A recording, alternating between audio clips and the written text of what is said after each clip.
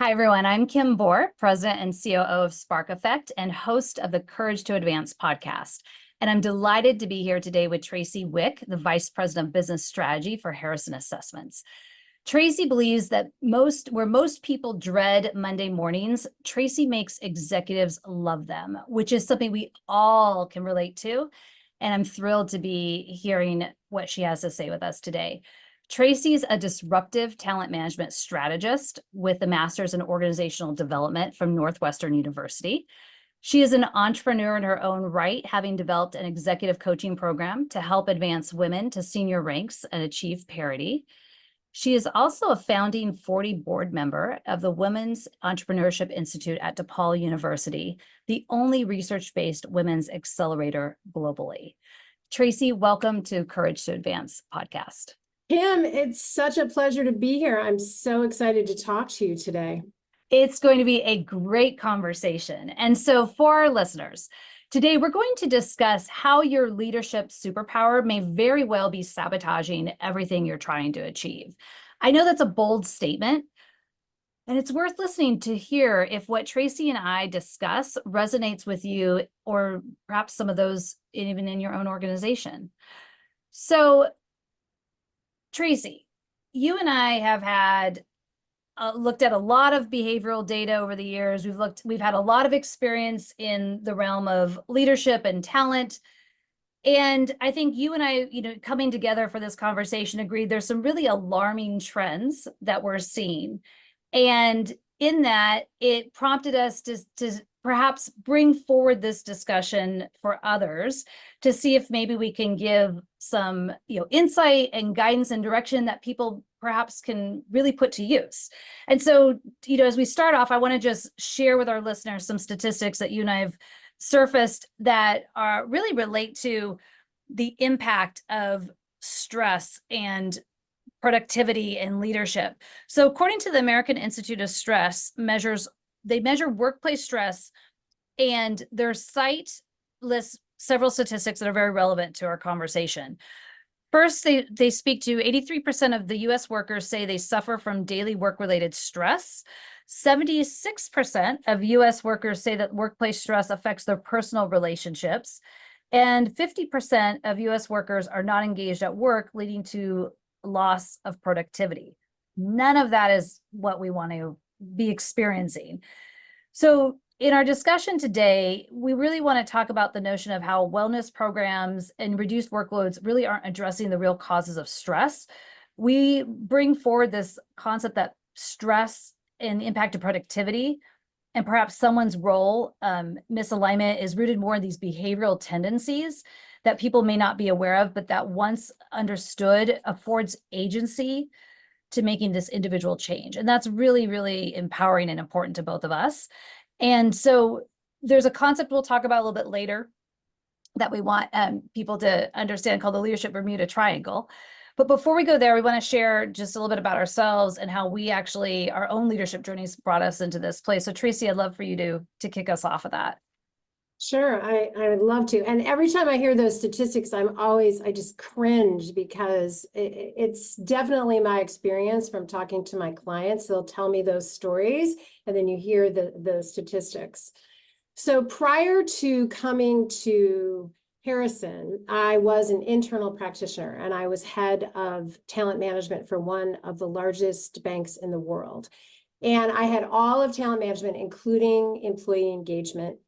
And I thought I had mastered the art of employee engagement surveys. It was my favorite part of my job. I couldn't wait to roll it out. And I had part of it was to roll it out, but also to lead the executive sessions, the action planning, as they would say. And I'd proudly present these intricate data maps and sweeping insights to the executive teams, believing I was driving meaningful change. And then one day there was a thunderbolt of a question that came from, I'll remember it. I still see this person, okay, in the second row, a manager with a yellow tie, shattered my illusion with this piercing question. He's like, well, this is great, but what do I actually do? What do I do with this information? And I just thought he didn't understand. So I went back to the PowerPoint with the aggregated themes and my data and my charts. And he said, no, I understand, but again, what do I do? And so I realized that I'd been delivering these beautiful PowerPoints, and it really didn't impact at the human level. We were tracking groups, departments, averages, key themes, but people don't work in aggregate. They work in moments, they work in conversations, they work in individual connections. So by the third year, this was no longer my favorite aspect of my job, but the least, I just dreaded it. And I felt like I was trapped in this cycle of presenting information that looked impressive, but was really creating no real transformation. And so I really got curious about what's missing that could make a difference. And I think that the question that would ultimately change it for me was not so much about what does the data show, but what can we actually do? And so once I started to ask, what can we actually do? It was then that I came to the notion that you really have to create a common language around behaviors. And what are we asking people to do differently or better or change from a behavioral perspective? And that's how I came to understand the power of what Dan Harrison has presented in his theories. Can you just share a little bit before I share my journey around, you mentioned the behaviors, and I think people sometimes confuse that with personality traits or things. So I think that's an important factor.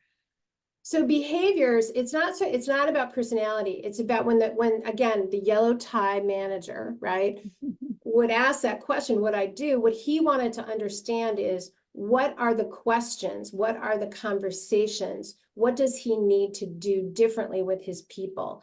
And so behaviorally, that looks like asking questions. That looks like being curious. So it's about giving them the things to do that would then be at the individual level to basically create the conversations for change with that individual.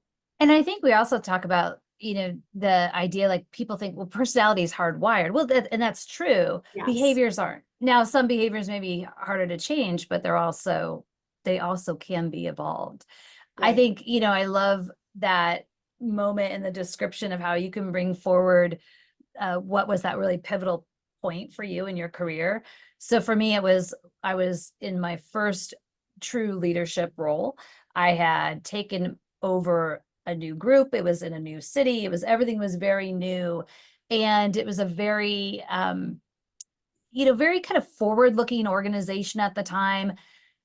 This was pre financial crisis type of timeline. And so I remember going in and trying, to just be, just try to just be a manager. Like I hadn't really had all the training yet. I hadn't had great role models in it, frankly. And so I really found that I was not very, very effective. And I can remember, I affectionately say my team was like, it was like mutiny against me. I can remember this day that I had made a call to a executive coaching firm. And I can remember getting the call back. I was just getting out of my car, coming home from work one day, and the coach called me back and asked me to tell my story. And I can remember him being in the front of my house. And I said, what I know is something's off. I've asked my manager and colleagues to tell me what is it that I'm doing wrong, and nobody can tell me. And I want to lead, and I don't want to have people feeling the way that they are feeling. And that started my journey down of really understanding what is at the behavioral change level to create followership, to create, a group of people that really respected what I was trying to bring forward. And that was a game changer for me. And that got me into more and more into the work of the behavioral aspect, like, and then getting introduced into the Harrison and really understanding how much more agency and control we have, and how sometimes like at the root cause, like we talk about, is that these behaviors we don't even realize are perhaps what are getting in our way into being, more effective. So I love that we both have these memories that are like very searing still, that we can relive. I still see the time. And I think you're quite like, if I could, I think what you're describing is a perfect example. I have an expression called name it to tame it. And so when I'm sure that when you were asking people, right, you said they can't tell me, it's because there's a language barrier, okay? And it's the language of leadership that's really missing. And so people I'm sure you've experienced this, and for the listeners, I'm sure you probably have had this conversation too, where Kim and I could be having a conversation about behaviors or kind of what we think we're looking for in a boss. And she could use even some of the same language that I mean as I say it, but yet when we walk away and we come back, we're on very different pages. And I think that is part of the challenge, is that without giving people the ability to really understand what we're talking about and have the same language, your experience and my experience is what's happening in the workforce. And so I think that both of us really have a commitment, which is so fun to share that, to really help people get the tools that they need so that they don't have that, because it really creates barriers. And it doesn't have to be. It really doesn't.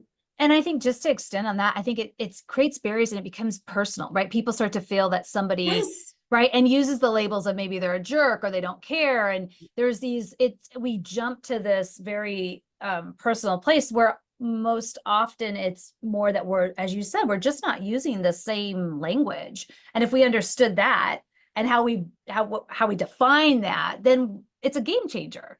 And so I think one of the things that I think you and I have talked about, and I think we see so frequently in the work we do, is this place of, unintended consequences, right? Where the impact that, like we just said, right, it's not intentional to be personal, but yet people don't realize that perhaps their approach or their lack of empathy or their perhaps not really understanding how to be more clear in their communication or asserting themselves has this unintended consequence that really could be quite destructive in the organization and their leadership ability to lead.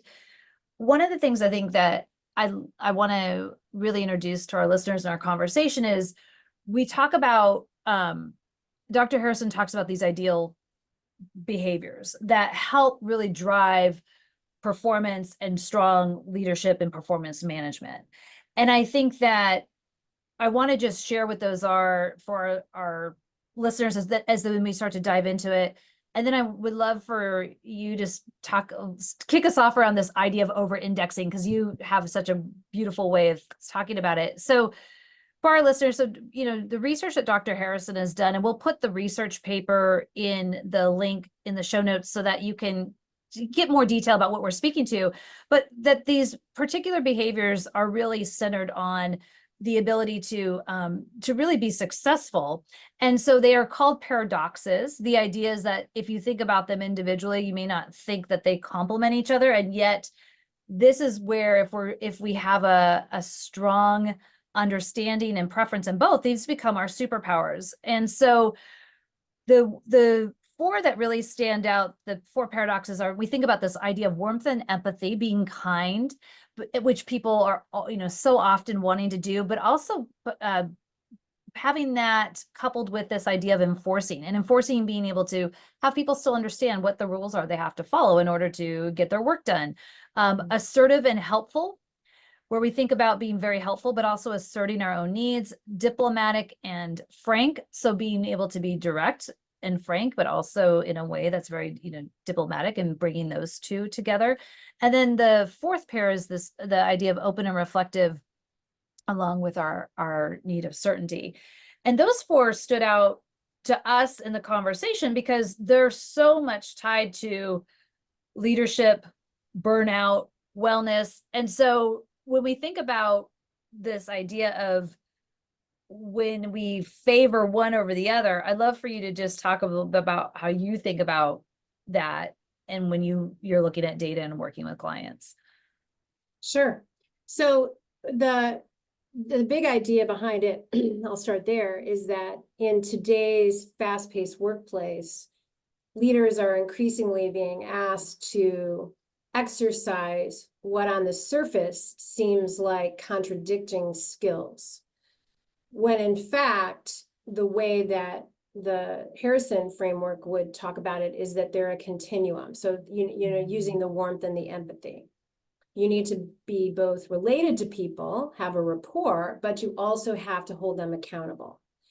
And that typically there is a preference or a strength, however, I call it the natural resting state that we have, where we usually have a preference for one or the other. And so that the unintended consequence, we call it over-indexing, is when you rely too much on one strength versus another.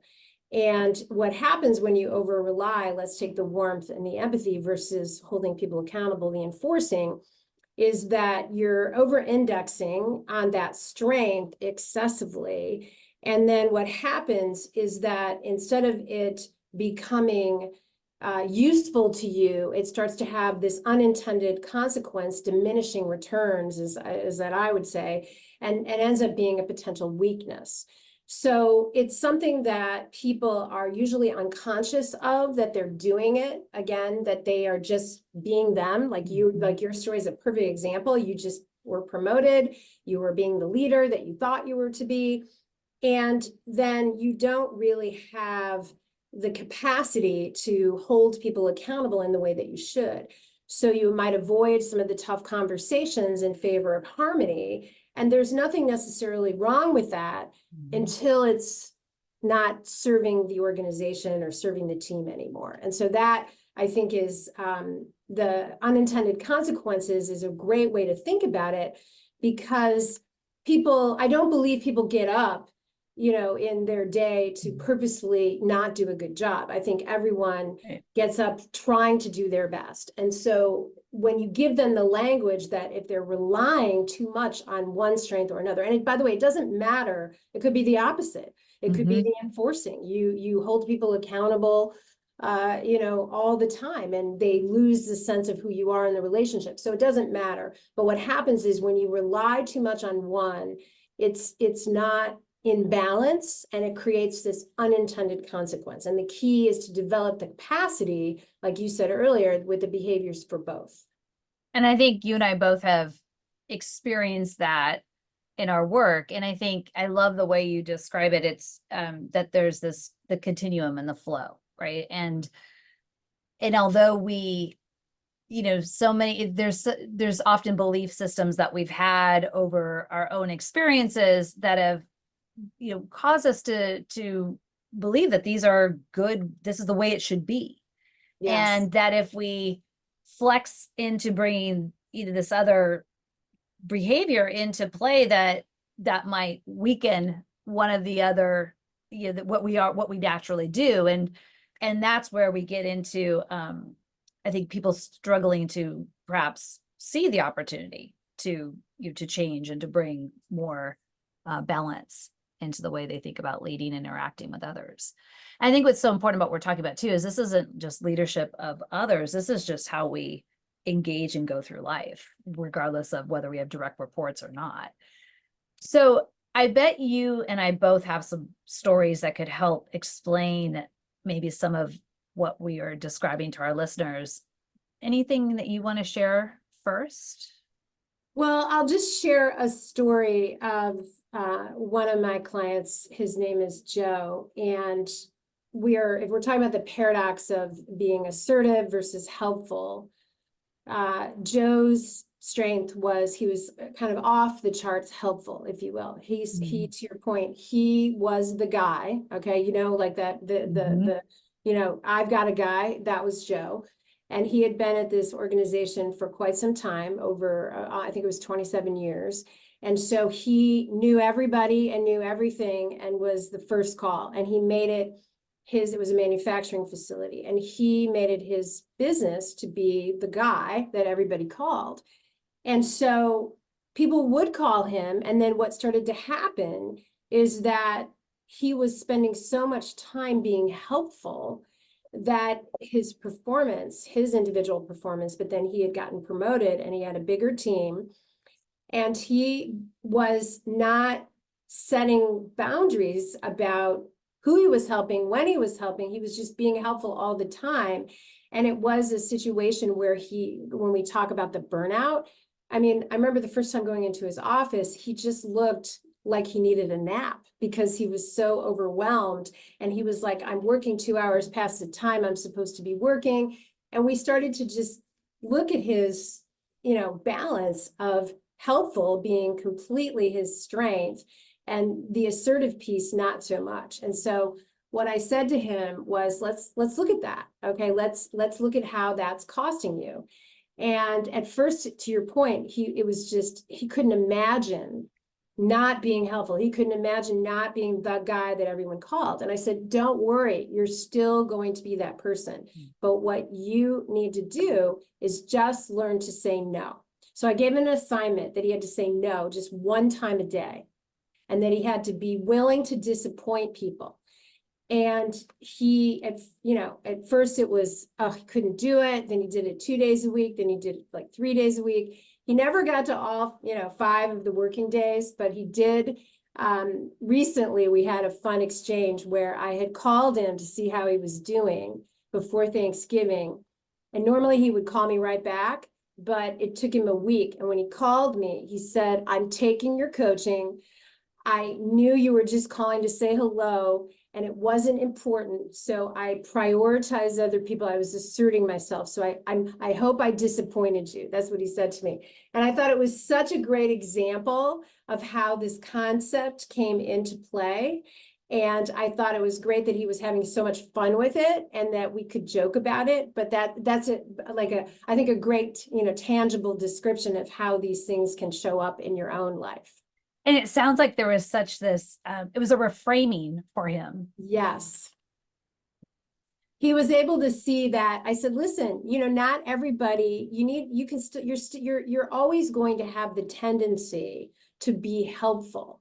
Now what we want to do is bring in some other aspects of what you had said earlier. And again, this I think was the big epiphany. I think a lot of times people think, well, I'm just helpful. I can't be any other way. Mm-hmm. Well, that's sort of true, but not really. Yes, his natural resting state might be to help and be the person that, people call.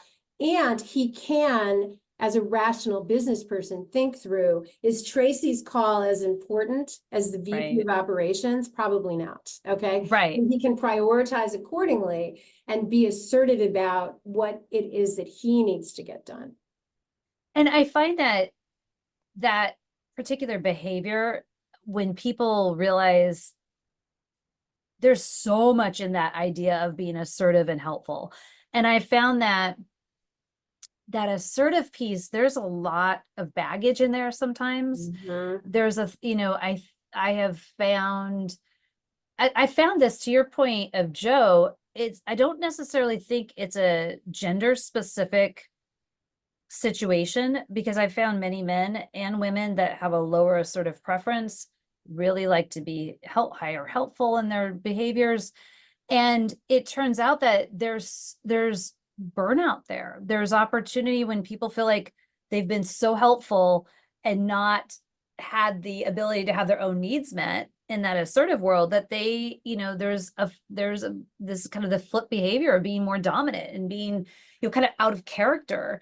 And I think resentment, burnout happens. I was working with a team doing this work, looking at the team's individual and collective data.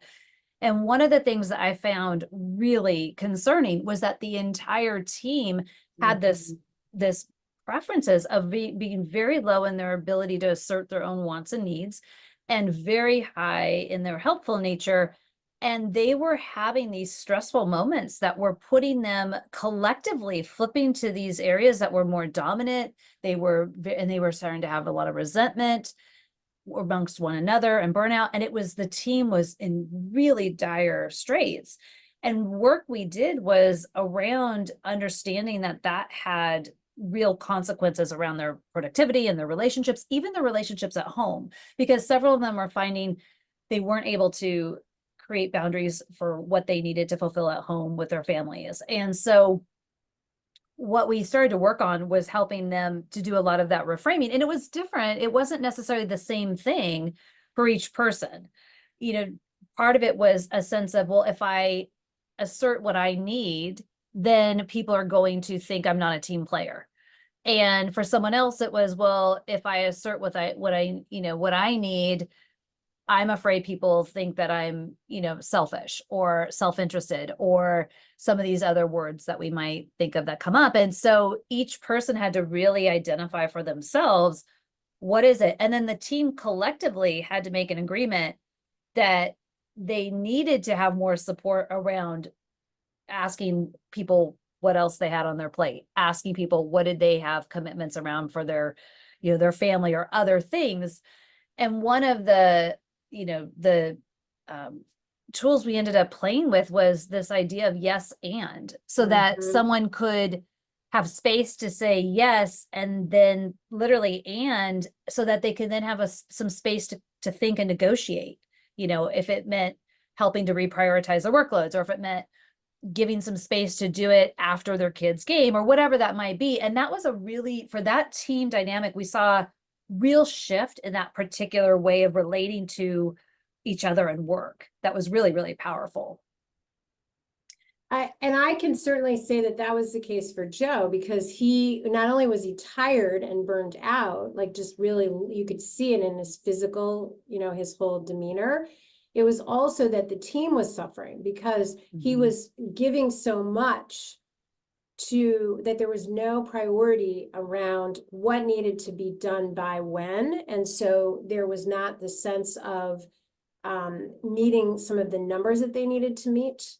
And I think then it became this spiral. And then he, to your point, under stress, and I think this is, again, the kind of how the burnout cycle starts to show, you act out. And he would just become, close his door and then, not return calls and act out in ways that people were like, what got into him? And I said, that's part of it, is that if you're not setting up yourself to understand this cycle in advance, the reframing piece, you're at the effect of it. You're not causing your own outcome, that agency you spoke about, Kim. You're literally at the effect of these unintended consequences. And once he saw that, that's when it could become playful for him. Because prior to that, it was just this vicious cycle that he was in of overworking and feeling underappreciated. And I think that's something that so many of us can relate to. And I think what I find interesting about this conversation is that we all can fall into it and not realize we have. Yes. And this kind of idea of the rat race, or, constantly going through. And I think, your mantra around wanting people to love Sundays is a really great framing of what's possible when people think about, how to break that cycle. When we think about this work, there's such a deep aspect around accountability. And I think often I think accountability is thought of less of this kind of maybe personal choice in how we show up, but more about what's on my job description, what I'm supposed to deliver. And yet I think what we've found as we've done this work and all this data that we've looked through over the many years is that there's accountability in all aspects of this data and aspects of these behaviors that really, drive performance. And I'm curious if you have thoughts on how some of that accountability starts to, to surface or gets missed when people are moving through this kind of, just before they have this awareness. Yeah, I think it's very freeing for people to see that there is a place that they can go to once they have the behaviors, right? When we give them that language, like even just what we're talking about being reflective or assertive and helpful. But I think that what starts to happen before that is there's missed deadlines, there's unexpected, resentment, kind of your story of the team.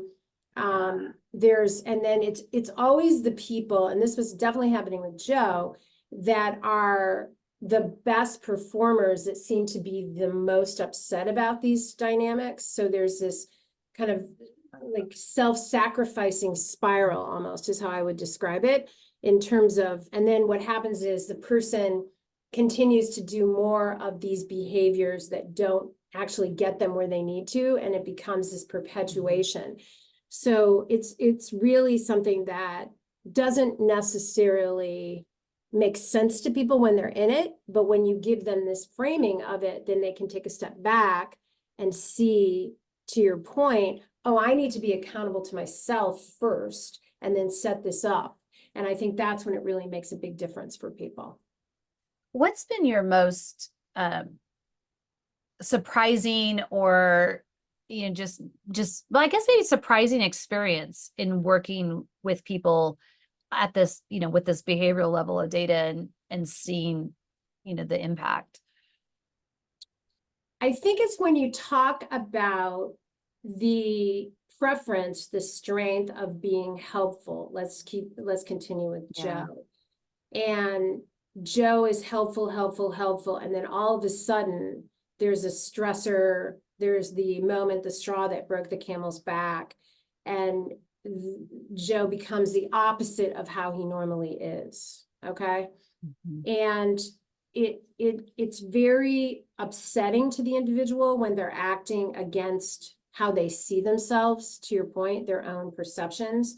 And then it's even more upsetting to the team because employees, they want leaders to be consistent. So if the person's acting inconsistently, it's this big kind of snowball effect.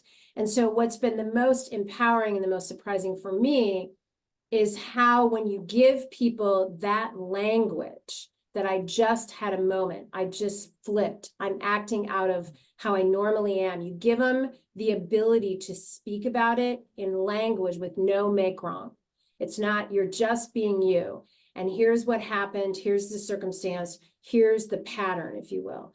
What has been empowering about this, taking the Joe example, is how Joe literally uses these examples in his meetings with his people in a way that says, I may act differently than you know me on a regular basis. I'm just having a moment. And he calls it the hurricane moment. I flip and have this hurricane moment, because that's kind of how we visualize this effect, like a hurricane blew in, I'm acting differently.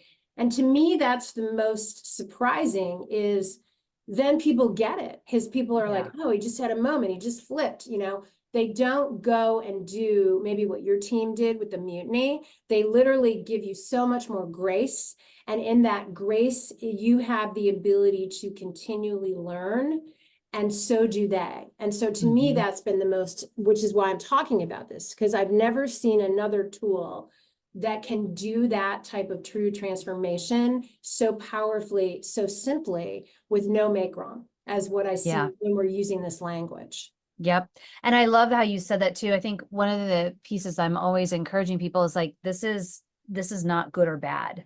Right. There's no, it's not this binary place. It's about this is just how we are, and we can shift and grow and change because it's behavioral based, and that's okay. This is where we're at this time. And we do have places that we're going to more naturally fall to, but I really do try to make sure people think about this from a place of, this isn't a judgmental lens, it's a awareness building lens. And then you get to decide if what you're experiencing, if you're getting the results you want, that level of self-reflection. And for some people it might be, and that's great.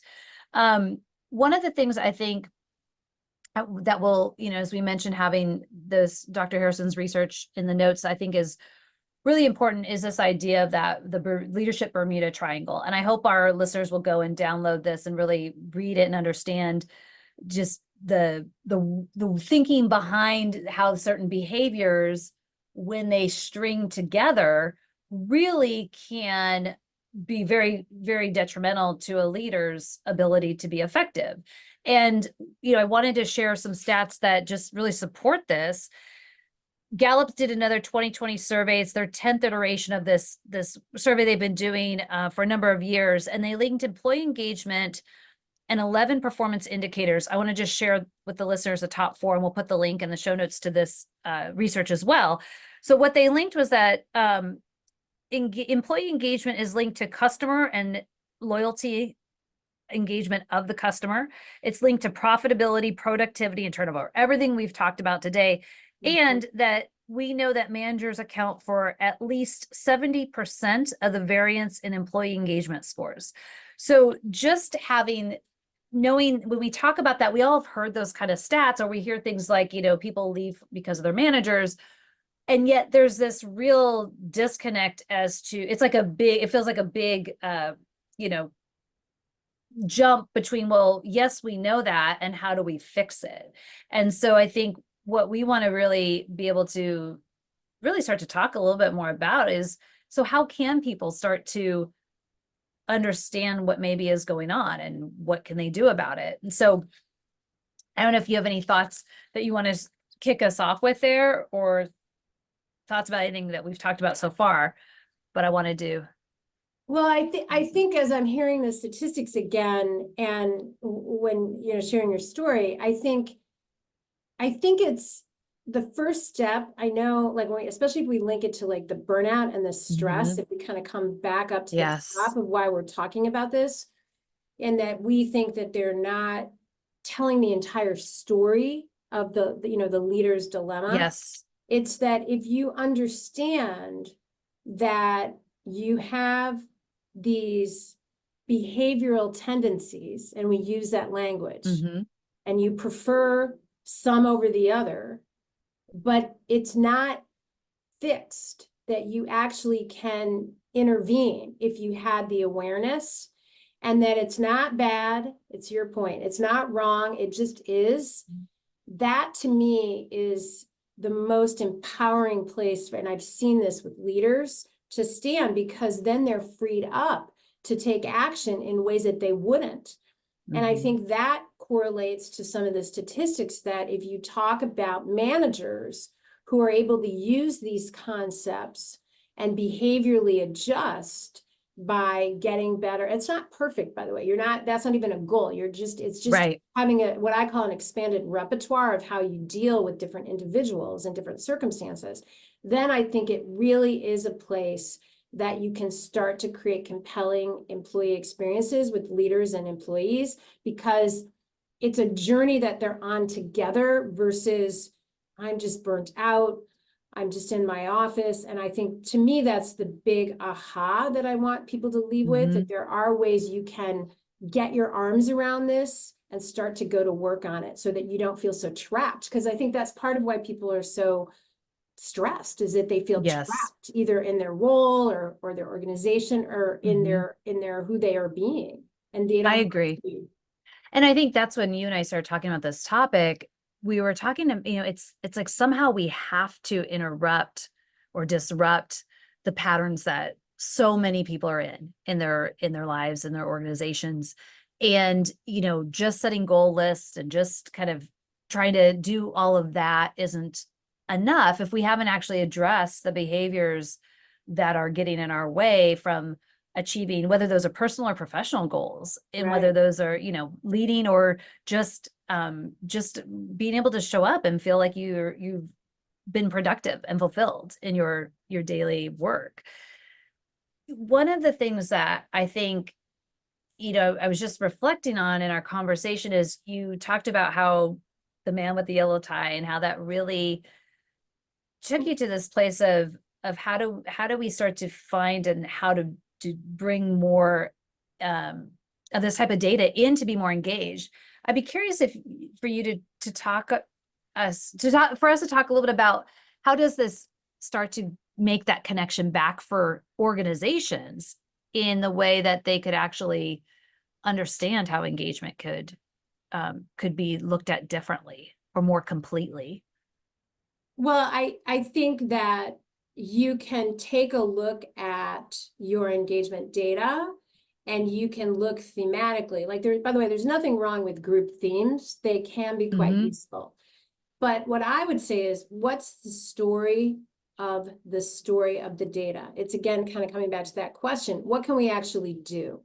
So it's not enough to know that communication is an issue. So what I always look at is, do you know those turnover triggers? Do you know those experience underneath it that are having people report that communication is an issue? And I think you don't really, you can get this information really quite easily, actually, by just asking your employees. And you can just even put out a not even, say, just tell us, what does this look like? Where are the friction points? That's what I would say. And I think so often in, employee engagement, like the readouts, I know in ours, we didn't do that. We just gave the themes. But if we had just even come down one layer below, we would then be able to look at what are some of those turnover triggers and what are the warning signs, and how can we equip the managers in advance as opposed to waiting till after the fact? So I think that's so important to try to crystallize, what we're speaking to. And so what, when you think about, you and I have talked about, what are some of the ways to help people think about what those triggers might be, and what could they, if they didn't have the level of behavioral data that we're speaking to, but they wanted to start to just kind of pay more attention, what are some things that you maybe would share with them? Sure. So the first thing I would say is, know that your natural resting state, i.e. your preferences, are always there. And so be careful of what I call the overcorrection. So if we are somebody like myself who is more of empathy person than enforcing, I'm pretty low on enforcing myself, then if you're finding yourself over, like, being in communication with people, like getting to know more people, that's kind of like the overcorrection, and it's probably not going to go very well for you. So kind of take a step back and think about, what I always like to tell people is, how much white space do you have on your calendar? How much of the warning signs are you aware of before? And I think that's what Joe did. I said, you got to take a step back. And I literally gave him an assignment about, how much white space do you have? You have to come back to me with reporting how many minutes you have of white space where you just can reflect and decide what you need to do. And he was shocked to find he didn't really have any when he first did it. But I wasn't, because somebody who's overcorrecting helpful, right, probably wouldn't have a lot of white space. Yeah. And then the other thing that I think is, another client last week I talked about, is to set up an accountability partner who's a safe partner outside of, it could be your boss, it could be a coworker, it could be somebody at your faith-based community, it could be anybody, but it's holding you accountable to that white space, or to that reflection, or to a different type of behavior, because I think that's when you start to see, oh, okay, I have a choice here that I didn't know I had, because you're just kind of caught up in the moment. So those are really, they seem kind of white space on my calendar, or an accountability partner, but they really do make a huge difference for people. I've experienced that as well. I think those are great tips. And I think, all of us know when we could literally feel our bodies changing when there's something happening that is perhaps out of character for us. And we can feel maybe building where where it's a time to pay attention, and to try to create that white space, if we don't have it already planned in, of realizing, like, okay, I need to take a step back before I react, which tends to be those hurricanes, as you noted, if we don't do that. I think, some of the things that I will share with people is, just to create the moment to think is, as I mentioned before, this idea of yes and. This idea of, reframing when we think about enforcing, there's so much just reframing opportunity to, what does it mean? So I think people can get themselves into a trap often if they're lower on the enforcing preference, by when they start to think of things like, I've hired really smart people. They're supposed to just know how to get their job done. I shouldn't have to babysit them. I shouldn't have to, it's that kind of, if any of our listeners have told that of themselves, said that to themselves at any point, it's very likely there may be this, you have a lower preference in the enforcing area. And yet, whether we have direct reports or we're just working cross collaboratively, we still need to find ways to engage with others to get our work done, especially in this more interconnected world that most of us are working in. And I often will tell people that there's part of that area of enforcing is setting more clear expectations, literally, like what's the expectation of our deadlines? What's the expectation of what we're producing or what's coming into our one-on-ones, and what's the structure? And that clarity alone moves people into a stronger place around enforcing. And so there are tactical tips that can help bring us, as you described and as I'm sharing, that can help people move in these areas pretty effectively. Completely. I mean, I'm just thinking of this CEO that I worked for, who literally, he must have said that, well, I'm only hiring people that know what they're doing. And, and we all were worried we weren't doing what we were supposed to because we didn't know. I mean, like, so, and so even if you're hiring good people, you still need, from a clarity perspective, to make sure they're aware about what the expectations are. And it's something, even if your natural resting state isn't to do that, which his certainly wasn't, it went a long way when we had team meetings and we all were aligned and we understood what was expected. So to your point, that's a really great step to take that can create huge results in terms of performance, from the clarity perspective. Absolutely. So I think for our listeners, you and I are certainly action-oriented people. We're also very much experiential people. And in addition to some of these tips we've shared, we want to present maybe some internal challenges that people can take on in order to just try to, for themselves, see where they're at. And so I'll share the first one I was thinking of. I think, we could ask people, they should ask themselves, so count how many times this week you say yes to request while your inner voice is screaming, I have no idea how I'm going to get this done. Yeah. And if you're finding that volume of yeses to be pretty high, there's a really good chance you have an opportunity to increase that assertive preference and reframe what that looks like for you. I'm just thinking that's what Joe did. That's why I was laughing. Yeah. Yeah. Yes. Tracy, do you have what's something that stands out to you that you Well, what I know is that there's, this is kind of it's the same challenge, but it's two sides of the same coin. Okay. So what I think there's people who have a preference where they are great with high fives, great job. Okay. And and then there's the other side of people who are, kind of, you could have done something. Okay. Like kind of so I call it like a green target, like great job. And then the other side is more like, you missed the mark. So what I think is interesting is just to notice, because you'll notice now that we've had this conversation, that you have a preference for one or the other, either the high fives or didn't you missed my expectation, or you could have done. And so just notice that you're probably relying on one side of that coin or the other. Again, not bad. There's just might be an unintended consequence of, are you missing the people who you need to hold accountable, right? They're missing a mark, but you said great job. Or conversely, you're giving constructive feedback to people who might need a high five. So I think that's just a really good one to see, because what I notice is people definitely, one side or the other of that coin is flipped. I like that.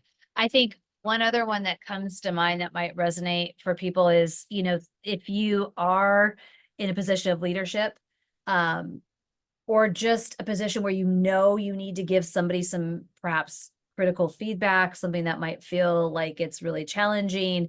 If you find yourself delaying to do that, telling somebody else and hope that they will convey the message on your behalf, just hoping that it will get better. Gonna go away. It's just hopefully it'll go away. If Right. they just, if I will it enough, they will actually get that through my energy. That is not going to be a really great solution. And so if you find yourself in that situation, that's a real opportunity to step back and think about, you're not doing service to the individual or to yourself or to your organization. And so that's, I think, a real opportunity to be paying attention to as well. For sure. And then I just think the other one that I would just bring up again is the white space. Okay. Yeah. And that goes across, that's not just about helpful, but that's also for some of the achievement folks who get their needs met by the achievement more and more and more. Yeah. There's a place where you have to stop and say, I'm okay. I'm okay where we are. So if you are either saying yes too much to things that you shouldn't, that overly helpful, or the achievement where I have to self-improve, I have to keep going. I would just take a, tally up, like I gave Joe, that how many minutes do you have where you can actually reflect, as opposed to going from one meeting, one phone call to the next. That brings to mind for me when, high achievers I often use the analogy. It's like you go to accomplish something, but then you move the goalpost on yourself. So you keep moving the goal out. Yes. And so you don't even acknowledge that what I achieved is great and I can still do more or do better or whatever, right? But there's this idea of like, it's just not good enough. It's just not good enough. And that comes to mind when you say that of, if we're thinking about never celebrating where we're at and accepting that we can still want to do more or improve, that is a recipe for real burnout. Real burnout. So as we bring this conversation to a close, Tracy, is there anything you want to share you feel like we have just to emphasize, or anything we haven't hit on that you want to make sure the listeners are exposed to? I would just say, start where you are. Wherever you are is where you're supposed to be. And there's no place to get to. It's just understanding where you are and then using these concepts that, because if you hear this, I think sometimes it can occur overwhelming, and it doesn't have to be. So just start where you are, and then it leads you into a new place with, an expansive repertoire of what you need as a leader. And I just think that's the big takeaway for me. You build your toolkit. You build your toolkit. Yeah. I love it. So for our listeners, there's 2 resources that we hope you'll take advantage of. The first one is a very generous offer from Tracy and the Harrison team. If you are interested in taking the Harrison instrument and finding out for yourself what your preferences are and opportunities to grow, we will have a code that you can do that for complimentary experience, including a debrief with one of our certified professionals. That code will be on our Courage to Advance podcast.com website. The second resource also on that same website is a self-reflective experience, good activity that you can walk yourself through. It gives you some of these concepts of these scenarios and even some other more reflective questions that may help you do a bit of your own assessment of where you might be falling into some traps. So we hope you'll take advantage of both of those resources.